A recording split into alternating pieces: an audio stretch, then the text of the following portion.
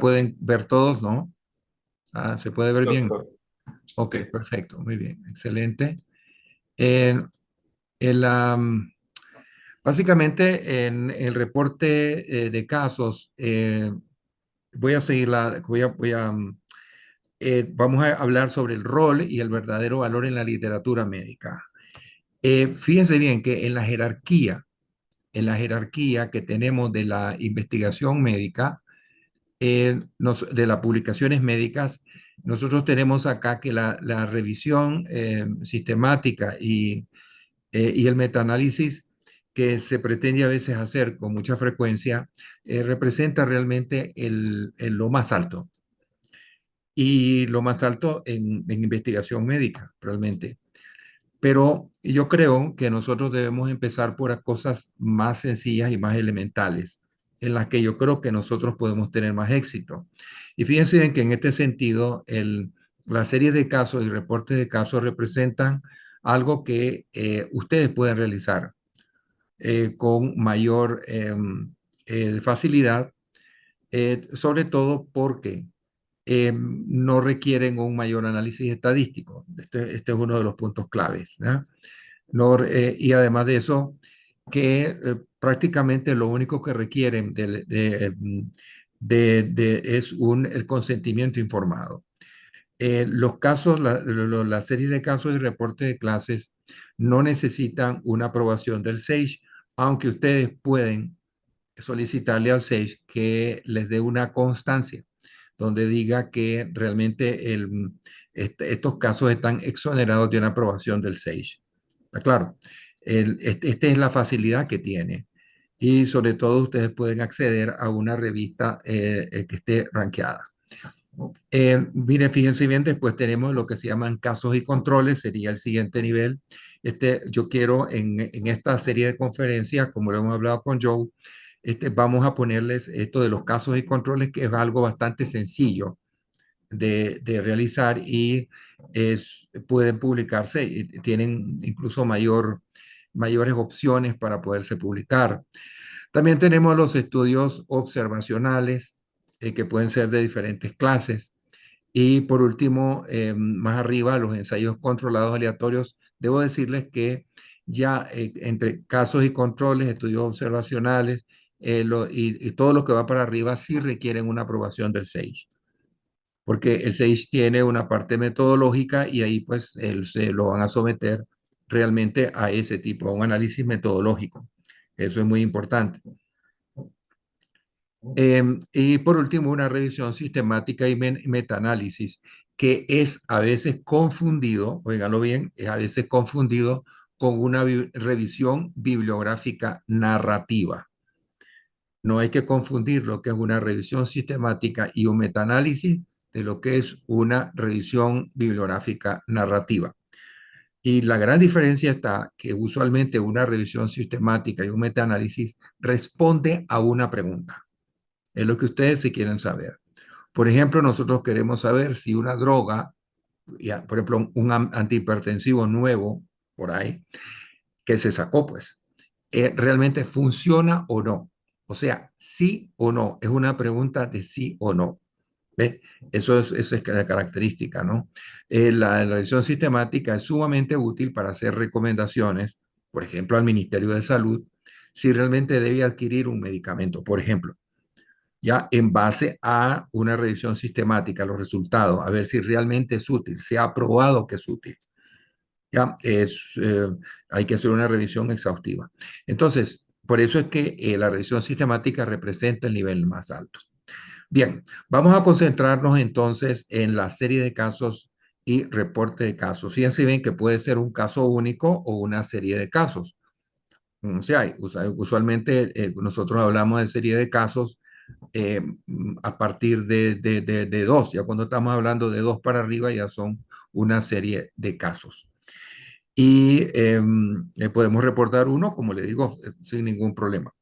Ahora, ¿cuáles son en, en los reportes de casos, cuál es el mensaje y los objetivos de un reporte de casos? ¿Ya? Esta es una cosa que es muy importante. Los reportes de casos tienen como objetivo, déjeme aquí minimizar esto. Los reportes de casos tienen como objetivo transmitir un mensaje clínico. Esta es una de las cosas. Y fíjense bien que pueden ser casos prácticos que sean útiles, que tengan algo de novedoso o que tengan un propósito educativo. Ahora, la redacción de un informe de casos representa el primer esfuerzo para conseguir artículos publicados en revistas médicas. Por eso yo he insistido muchísimo que hay algunos que se saltan, quieren hacer una revisión bibliográfica, una revisión sistemática de primera instancia. Y realmente el primer ejercicio clínico que ustedes pueden hacer es realmente el informe de caso, porque eso representa el primer esfuerzo. Y yo considero que este es un ejercicio útil para aprender a escribir científicamente. El- por supuesto que los reportes de casos se pueden escribir en español. El problema de escribir en español, y esto ya les se los aclaro de una vez, es que probablemente el ámbito donde ustedes puedan influir es muy poco, muy limitado. La mayor parte de la literatura se publica en inglés. Por ejemplo, pretender escribir en español un caso clínico es como que un coreano lo escriba en coreano. Ustedes le van a entender el abstract, ¿verdad? Pero no van a poder leer en coreano lo que está diciendo el caso clínico, ¿ya? Por eso los coreanos no escriben en coreano, quizás para algunas cosas locales de ellos, porque, por ejemplo, ese es un idioma que no se habla más allá de Corea. Y eso supone, entonces tienen que escribirlo en inglés. Por supuesto, nosotros tenemos un ámbito en el español un poco mayor. Sin embargo, la mayor parte de las publicaciones que se hacen para que tengan un impacto mundial pues se hacen en inglés y yo les recomiendo ejercitarse en el inglés. Hay muchos que traducen los abstract o traducen todo eso al español automáticamente con el Google. Yo creo que eso es lo peor que uno puede hacer. Si uno quiere realmente llegar a publicar un caso y poderlo escribir, hay que leerlo en inglés, ver las expresiones que se utilizan en inglés para decir algo, ¿no? Para explicar los conceptos médicos. Entonces, eso es un ejercicio que debemos ir haciendo a lo largo de la carrera, de modo que nosotros podamos, incluso durante la carrera, poder hacer este tipo de publicaciones. Entonces, como le digo, el inglés aquí es una herramienta fundamental para la publicación de estos casos. Ya,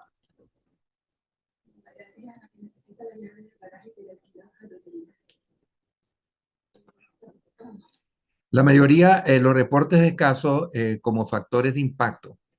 La mayoría de los autores son ahora conscientes del factor de impacto de las revistas a las que se envían sus estudios. Eh, los reportes de caso por lo general se citan menos frecuentemente, lo que ha llevado a muchas revistas a reducir el número. Quiero explicarle esto. Por ejemplo, ustedes no pueden, por ejemplo, y en base sobre este análisis, a pretender publicar un caso en una revista Q1. Generalmente las revistas que tienen reportes de casos pueden ser Q3 y en el mejor de los casos Q2. Hay algunas que lo hacen, ¿de acuerdo? También hay revistas que se dedican a publicar solamente casos clínicos. Estas revistas que se dedican a casos clínicos usualmente están ubicados en ese rango, la mayoría en Q3 y las otras en Q2. Lo bueno que tienen es que la gran mayor parte de estas revistas tienen sitios web donde publican y entonces esos sitios web donde publican pueden ser, son gratuitos y pueden ser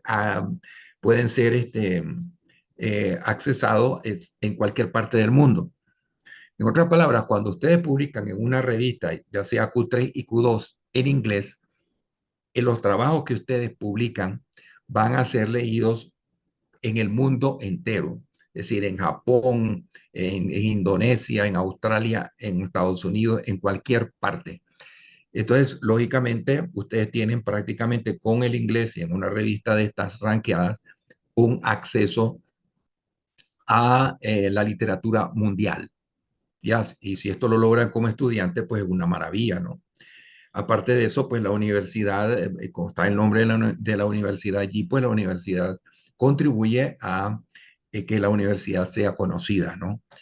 Lamentablemente, los casos clínicos en español, cuando usted hace un reporte de casos clínicos en español, pues el ámbito es sumamente limitado.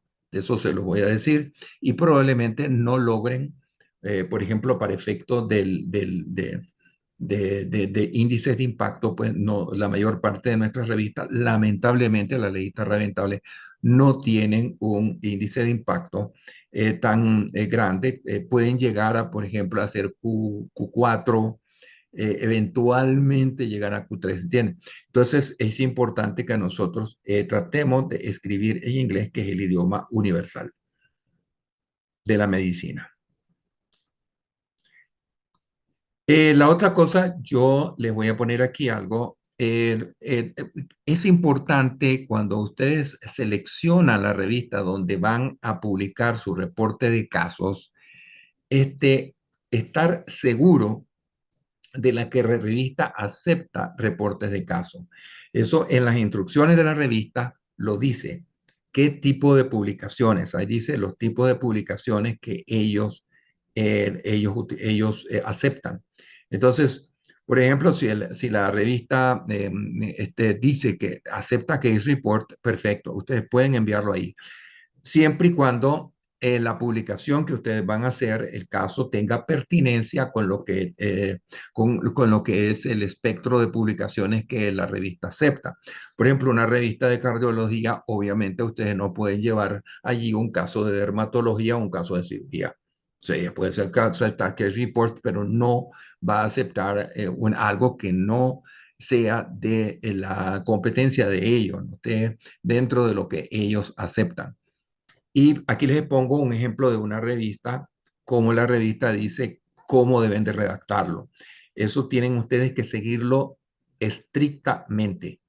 Es decir, ahí les dicen todo, incluso le dicen la cantidad máxima que debe tener de palabras, las figuras y las referencias. Quizás con las referencias ellos sean un poquito más flexibles. A veces dice máximo 10, pero cuando dice máximo 10 puede ser que acepten 12, incluso hasta 15, porque ellos ponen ese límite, pero generalmente pueden ustedes incluir un poco más si es necesario. Eso lo van a entender ellos.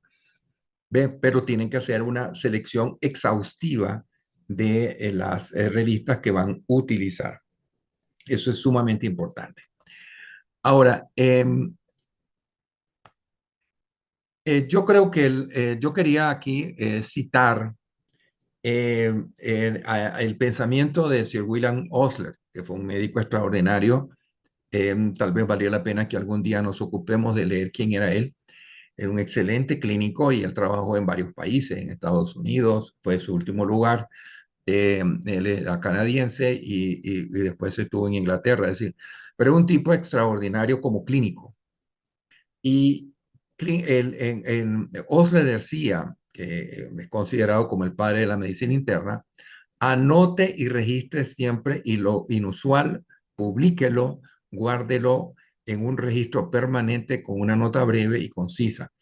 Todas tales comunicaciones son siempre valiosas. Y eso se está refiriendo a los casos clínicos, fíjense bien. Y realmente la historia ha reivindicado lo que decía William Osler. Incluso ahora hay revistas, como les dije, que se dedican a publicar exclusivamente casos clínicos. ¿Ya? Siempre y cuando, como les digo, tengan ciertas características. Fíjense, Osler era para que tengan una idea de quién era, bueno, el signo de Osler, el síndrome de Osler, enfermedad de Osler, los nódulos de Osler, la enfermedad de Randu-Osler-Weber, la enfermedad de Vasquez-Osler. Era un semiólogo y descubrió una gran cantidad de signos, enfermedades, etcétera. Y esto que les estoy poniendo nada más es quizás lo más conocido. Ahora, ¿cuál es el valor de los reportes de casos? Eh, es probable que en algunas publicaciones subestimen o quizás dentro de nuestro medio incluso, se subestime el valor de los reportes de casos en comparación con otras publicaciones que están más detalladas y respaldadas por pruebas. Pero como les digo acá, la contribución del reporte de caso ha sido notable, enorme en el desarrollo de la medicina, porque hay algunas enfermedades que son raras o también pueden ser enfermedades frecuentes, pero que tienen manifestaciones inusuales. ¿Ve? Y entonces ellos han enriquecido, realmente este reporte de caso han enriquecido el espectro de manifestaciones clínicas o de manejo o de tratamiento de este tipo de casos que son fuera de lo común o bien de síntomas que son fuera de lo común dentro de cosas comunes. Los recortes de casos deben ser preparados cuidadosamente, ¿ya? Y desempeñan, como les digo, un valioso papel en el avance del conocimiento médico. El, el valor educativo del caso clínico es también sumamente importante. A veces no es tanto lo raro del caso clínico, es decir, la rareza, ¿ya? A veces no es la rareza, sino qué valor educativo tiene el caso.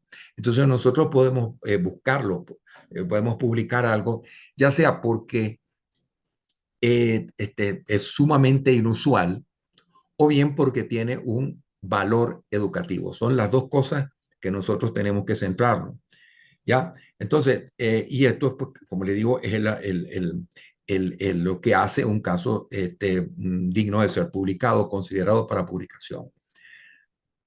¿Cuáles son las funciones de los casos clínicos? Reconocimiento y descripción de una nueva enfermedad. El reconocimiento de las manifestaciones raras, fíjense bien, ya lo dije, raras o inusuales de una enfermedad conocida. La elucidación de los mecanismos de una enfermedad. La detección de efectos secundarios o adversos o beneficiosos de los medicamentos. Y la educación médica y la auditoría. Fíjense bien todo el espectro de lo que se hace. Fíjense que ahora con el COVID, hubo una serie de manifestaciones que se han venido reportando a través de casos, de reporte de casos que han enriquecido lo que es el conocimiento que se tenía sobre el COVID. ¿Ve? Es extraordinario lo que se ha logrado hacer con eso, reportes de casos, de las complicaciones del tratamiento o de las vacunas, etcétera. Todo eso se ha ido documentando gracias a estos reportes de casos clínicos. Y la otra cosa, como ya les dije, educación médica. Hay casos que son sumamente educativos, tanto para internos, estudiantes, residentes de especialidad, e incluso para los médicos que estamos en ejercicio. Y resumiendo, los reportes de casos preparados cuidadosamente desempeñan un valioso papel en el avance del conocimiento médico. Ya esto lo describí en los puntos 1, 2, 3, 4 o en la búsqueda de educación, que es el punto 5. Vamos a ver cuáles son los elementos constitutivos de los casos clínicos. El título. Creo que nosotros fallamos muchísimo al redactar un caso clínico porque le ponemos un título que no es el apropiado. El título tiene que ser sumamente conciso, tiene que ser informativo y relevante para el tema. Debe atraer la atención del lector, ¿verdad? Yo veo que a veces cuando nosotros ponemos, dicen, complicaciones de un caso de apendicitis, por ejemplo, ¿no? Un ejemplo, punto, dice, a propósito de un caso. Ya ahí ya vamos mal, ¿entiendes? Porque no tenemos creatividad. Eso de a propósito de un caso lo ha dicho N autores cuando van a publicar una cosa. Y eso realmente no, tenemos que ser más creativos, absolutamente más creativos. Ese es el punto clave de este asunto. Tenemos que ser sumamente creativos en esto.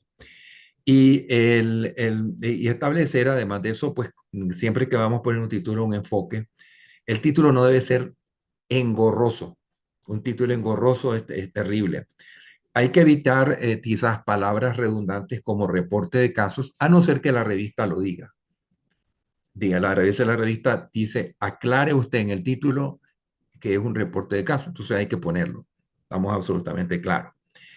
También deben evitarse o palabras ostentosas como caso único o primer informe, es decir, en general hasta donde sea posible, ¿no? Recuerden una cosa, les voy a decir algo. Fíjense que se sabe quiénes son expertos en poner títulos atrayentes, atractivos. Bueno, los redactores en los periódicos. Siempre están poniendo un título, claro, no debe ser un título amarillista, ¿no? Pero en gran parte, por ejemplo, cuando ven ustedes en editoriales, en periódicos muy de avanzada, muy serios, van a ver que el título que le ponen sus redactores es un título que inmediatamente llama la atención del el lector. Y eso es lo que ustedes tienen que hacer con el título, que el título atraiga la atención del lector. Por ejemplo, yo les voy a poner aquí un caso y lo voy a poner con un ejemplo personal, porque aquí yo quiero hablar con el ejemplo. Fíjense bien que este es un caso que el, el, el, lo que se trataba es no tanto complicación, pero una complicación de un cateterismo central y de un catéter de hemodiálisis. Y fíjense en el título sencillo que le pusimos, ¿ya? Un catéter de hemodiálisis sigue la vía de menor resistencia. Eso inmediatamente, como tal, llama la atención. ¿Tiene? Le llama la atención a un lector, ¿qué será eso? Interesante, ¿no? Lo publicamos. Y entonces esto, por supuesto, fue publicado en una revista de esta. Esto es una revista Q2, por ejemplo, ¿no? Un desaje. Eh, por ejemplo, en este caso, otro caso que hemos publicado aquí de la universidad, fíjense, dijimos, se han publicado N artículos sobre miasis, pero nosotros les estamos poniendo aquí, le decimos que se necesita una urgente acción en Sudamérica. ¿Ve? Y ahí después en el desarrollo explicamos por qué. Pero lógicamente esto es algo que atrae la atención porque dice acción urgente. Bueno, ¿y cuál es esa acción urgente que se necesita?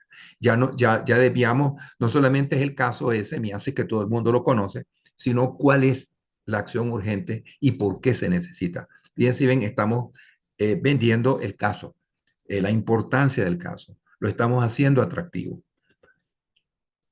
Otra cosa es que ustedes tienen que fijarse, por ejemplo, dónde están publicando. Aquí están los años de publicación, pero si, por ejemplo, aquí tenemos este caso, este es un journal que se está dedicando a case report y relativamente nuevo, ¿no? Se llama American Journal of Case Reports. Es importante ver el ranking que tiene para que ustedes apunten al ranking. Razonablemente Q3, Q2, como les digo, que es donde andan los mejores journals de Case Report. Aquí tienen uno, que es una revista que se llama Key International Reports.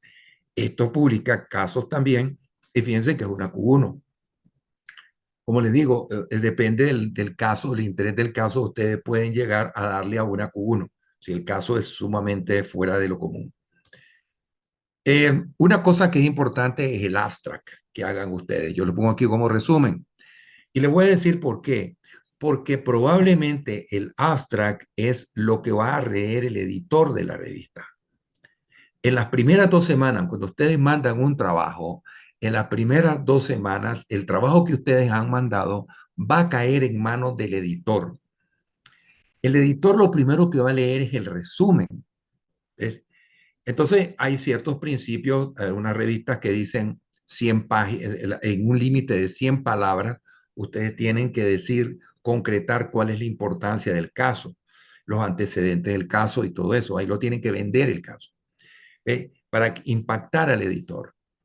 A veces nosotros nos descuidamos y el resumen que hacemos no está bien. Entonces, eso está mal, ¿verdad? Está mal hacerlo así, ¿no? Porque entonces vamos a fracasar, nos van a rebotar el caso, nos lo van a rechazar, no nos lo van a publicar.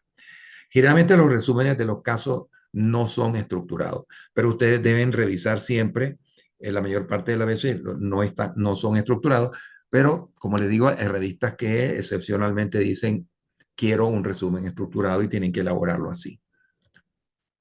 Otro aspecto es la introducción, otra cosa en la que nosotros nos descuidamos. Yo he insistido con mis estudiantes, porque lo veo, ¿no? Que no le dan importancia a la introducción. Fíjense bien, a veces tienen en la introducción, le ponen un número un número de referencias, tres referencias, una introducción con tres referencias y a veces todo el trabajo tiene 40 referencias. Esto es absolutamente eh, absurdo. La introducción la va a leer el editor. La va a leer el editor también, no solamente el resumen, el editor lee la introducción.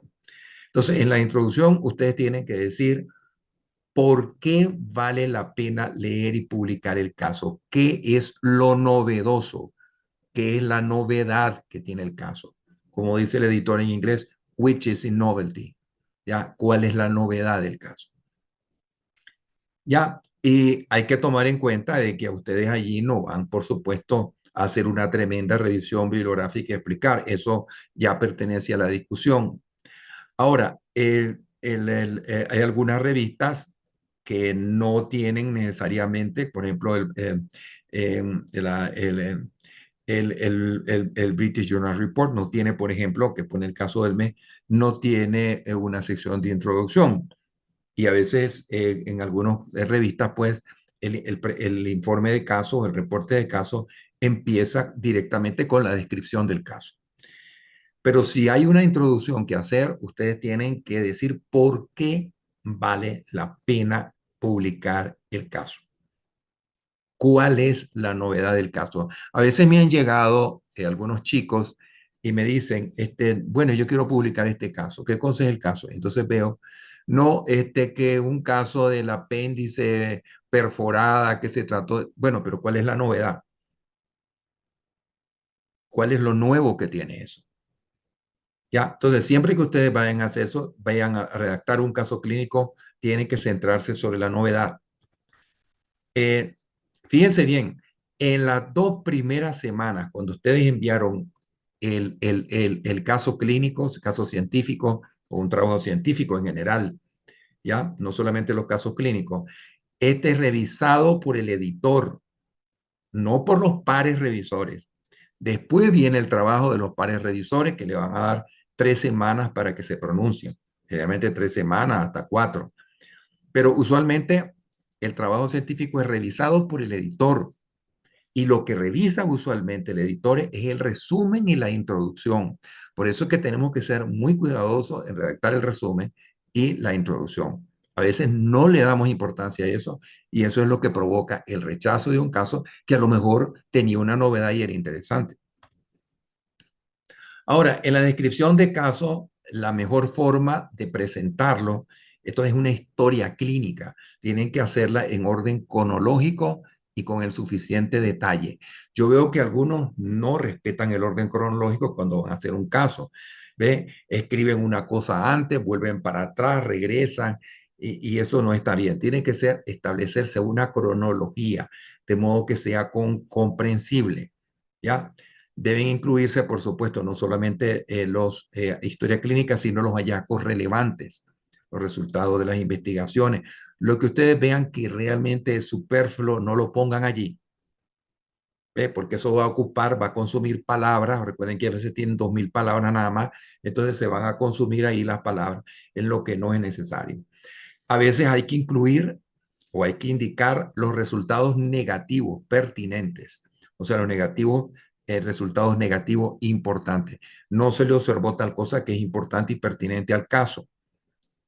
Ya no deben hacerse interpretaciones ya en esta parte. En la descripción del caso, ustedes lo describen, es una descripción, no es un análisis. Entonces, ustedes deben ser lo más objetivos posibles para describir el caso. Se deben utilizar, por supuesto, tablas, figuras, ya les voy a explicar cómo, para los hallazgos cronológicos o para comparar las observaciones. Las figuras necesitan una descripción breve. Yo veo que hay algunos que escriben unos párrafos enormes para describir una figura. Tiene que ser lo más breve posible y clara. que se entienda bien la figura. Deben señalar, acuérdense que hay que preservar la confidencialidad del paciente y a veces en los exámenes aparecen nombres del paciente o aparecen alguna cosa, eso hay que eliminarlo, toda esa cosa. Nada que permita, nada que permita identificar al paciente. O sea, se debe preservar la confidencialidad. Les voy a dar aquí un ejemplo. Yo recibí este caso. Fíjense bien cómo este caso lo están presentando, esta figura, ¿verdad? Le pusieron una cosa con una flechita y una cosa. Esto en cuanto a arte, ¿ves? El arte es muy importante, ¿no? No se ve bien. Esto es antiestético, así como lo hicieron. Miren que está muy mal hecho. Esto se lo van a regresar en una revista. Fíjense bien, y aquí ya lo arreglamos. ¿Lo ven? Pusimos la flecha donde son y pusimos una descripción sencilla en inglés sobre el caso. Y por supuesto, este caso fue publicado, no tuvo mayores problemas, ¿verdad? Porque el arte es muy importante. Hay que trabajar, fíjense, en la figurita, eliminarle. Fíjense que aquí nosotros le eliminamos prácticamente todo lo antiestético que tenía la figura, pues que era irrelevante, pues. ¿Ves? Aquí ya lo tenemos mejor. Voy a ponerles esto. Este caso fue presentado con 3 figuras así, ¿ves? Vean, igual, con este mismo estilo. Eso no lo acepta ninguna revista. El arte es muy importante, que lo fíjense bien cómo lo estoy poniendo acá. ¿No ven? Una sola figura. Porque a veces a ustedes le van a limitar el número de figuras. Le van a decir que solo 3 figuras. Entonces, esto puede contar como una figura, donde ustedes compactaron la información, pusieron la flechita y lo describen bien. No sé si lo logran apreciar, ¿ves? Es una diferencia grande presentar esto en 3 figuras cuando lo podemos presentar en una, ponerla bien estética. La estética, el arte de la figura es clave para un reporte de caso. La discusión es probablemente la sección más importante y es para resumir los hallazgos, que es lo primero. Y muy importante, discusión es contrastar, ¿ya? Contrastar, ¿verdad? ¿Qué es lo nuevo que tiene mi caso? Ahí yo lo voy a defender, ¿ya? Porque voy a decir, el autor tal publicó esto y ya está, pero no encontró esto que yo encontré. ¿Ves? Este hallazgo mío tiene similitud en tal y tal con el otro, pero miren que difiere de este, porque este no lo hizo así. O el tipo de paciente. Este caso, este se reportó, pero lo reportado en adultos. Yo estoy reportándolo por primera vez en niños. Y importante en la discusión, debe servir para extraer conclusiones clínicamente útiles. Ese es un punto importante. Ahora, aquí, como les digo, voy a resumir otra vez. Fíjense bien en las letras que están en resaltadas. Fíjense bien, importante, repito, ¿en qué aspecto el presente caso difiere de los publicados anteriormente? Y por lo tanto merece ser leído y publicado. Solo que nosotros tenemos que poner un caso. En la sección de discusión de reporte de caso, no está diseñado para proporcionar una revisión exhaustiva y citar todas las referencias. Por lo tanto, las referencias, como ya les dije, las tienen que seleccionar porque la revista no les va a permitir poner el montón. Si les dice la revista, como les dije ya anteriormente, que son 10 las citas o 15 las citas, van a tener un margen que les pueden aceptar el revisor de acuerdo a todo lo demás. ¿Ya? De acuerdo a que realmente sea clave que ustedes la pongan, sea importante. Otra cosa que hay que poner son las limitaciones del caso, ¿ya? Las limitaciones. ¿Por qué no se hizo tal cosa? ¿Ya? ¿Por qué se hizo un procedimiento en lugar del otro? ¿Ve? Entonces, todas las limitaciones. O en este caso, por ejemplo, no se hizo tal cosa que tal vez hubiera tenido valor. Todas esas cosas nosotros son las limitaciones. ¿Ya? La otra cosa es que el caso, ¿qué es lo que el caso añade a la literatura actual? Como les digo, la novedad. Y por supuesto, pueden ponerse algunas recomendaciones de acuerdo a esto, recomendaciones muy generales. Ahora, la conclusión. En la conclusión debe ser algo sumamente concreto y no exceder de un párrafo. yo veo en los trabajos autónomos cómo ponen una conclusión que casi son 2 páginas. Me explico, la conclusión siempre son bastante concisas y lo que expone es lo que se puede sacar del caso. Ustedes no pueden hacer generalizaciones sobre la base de un solo caso, ¿ya? Entonces tiene que ser básicamente cuál es la experiencia que ustedes tienen del caso. Es la opinión de ustedes como autores. La conclusión no es repetir todo lo mismo, porque eso para eso está el resumen. La conclusión son el razonamiento de ustedes. Ya es la de qué lecciones ustedes sacaron del caso. Ya. Y como les digo, debe ser corta, muy concisa. A veces es un párrafo nada más. Un párrafo nada más y no debe exceder. Como les digo, y sobre todo, insisto, no deben hacer generalizaciones. Las referencias deben ser de calidad y sobre todo deben ser pertinentes y no estar poniendo referencias que se repiten y que se repiten y que dicen lo mismo. Fíjense por qué, porque las revistas están restringiendo el número de referencias a no más de 15 a veces, o a no más de 10, yo ya se los he dicho. Eh, Vamos a hacer estas reflexiones finales porque yo quiero dejar un lapso para preguntas. Puede ser que un reporte de caso no tenga el impacto potencial en la práctica clínica, en la asistencia sanitaria, como tal vez los ensayos controlados y otras cosas. Sin embargo, los reportes de casos son fuentes valiosas de información. Esto yo le insisto, hay muchísimas publicaciones que ya han rescatado ese valor y como les dije anteriormente, hay revistas que se dedican a eso, revistas ranqueadas. Claro, es difícil a veces publicar un caso en un Q1 o que una Q1 tenga un reporte de caso, pero hay algunas que sí lo consideran. Hagan que otros conozcan presentaciones o complicaciones inusuales y, muy importante, el valor educativo. Los informes de caso, si están bien escritos y adecuadamente estructurales, ya pueden seguir enriqueciendo nuestros conocimientos. Yo hay muchas veces que yo ando buscando casos clínicos, a ver qué es lo que se ha publicado, a ver quién ha hecho una observación de algo que yo estoy viendo en un paciente. ¿Ves? Porque a veces no aparece en la descripción original, entonces empiezo a buscar a ver si hay algún reporte que me oriente, ¿ya? Entonces, por eso les digo, los valores, el caso clínico tiene un tremendo valor. Y bueno, y para terminar, les voy a dejar este pensamiento.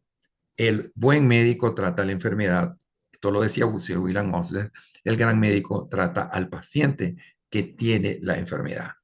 Es por eso que nosotros aquí nos enfocamos en un caso clínico, generalmente en las manifestaciones, sobre todo aquellas manifestaciones inusuales de una enfermedad.